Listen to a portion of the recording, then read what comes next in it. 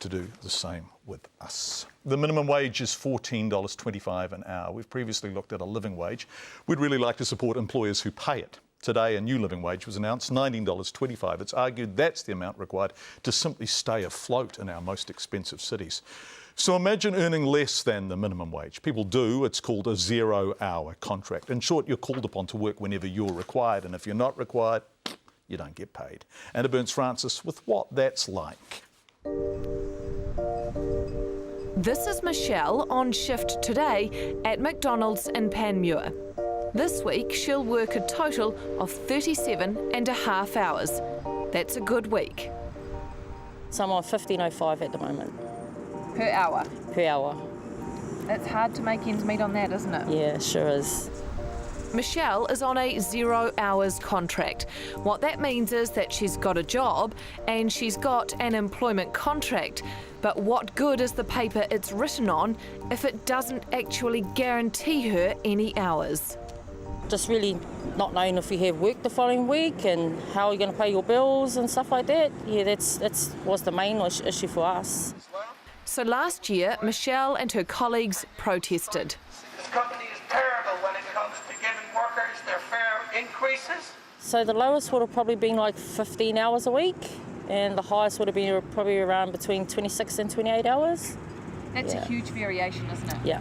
How did you cope with that? Hard. It was really hard. Yeah.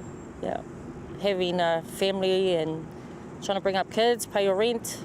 Yeah, trying to survive.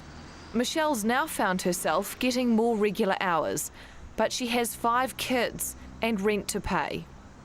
What did you do in a 15-hour week? Well, just sucked it up really, and just had to live on what we had. At any time, she could be dropped back to 0 hours. There's no guarantee of work. Here's a copy of her employment agreement. It clearly states the maximum number of hours she'll work, but makes no guarantee about the minimum. McDonald's isn't the only company doing this. In its agreement, Burger King clearly states there's no guarantee of either hours or shifts per week. Carl's Jr. will give you a minimum 3 hours work per shift, but there's no guarantee of even 1 shift a week. Wendy's, KFC, even Hoyts and Event Cinemas, they're all the same, employing 0-hour contracts. Why are these companies hiring if their existing staff want and need more hours? If your hours are low, how are you supposed to feed your family, pay the bills? That's the only reason why I go to work. Fast food worker Tua Karaka is a shift manager, but she still struggles to make ends meet. If I'm short some week, I have to make sure that especially my rent and my daughter gets fed. I have to cut some bills down to make it extend for another week if I can't afford. Hard? Hard. Yeah. Obviously. Tua is paid $17.11 per hour. She takes every other shift offered to her in a week. If they tell me that they need ASAP as soon as possible, I have to say at least give me some time to go home because I'm not actually near home. Wow, so you'll just drop everything and go? Go, yeah.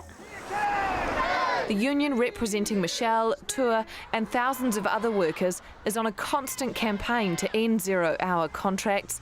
For Tua, the answer is simple. Give them the hours that they're fighting for. Not just giving them 2 days in a week, 3 days in a week. It's not going to help them. It's not going to survive their family and their needs. McDonald's says its contracts offer flexibility. Shifts are rostered in advance and no one is required to be on call.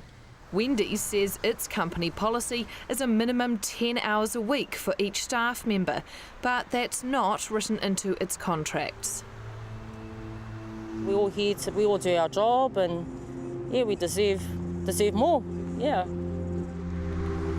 More hours and more work, just enough to make ends meet.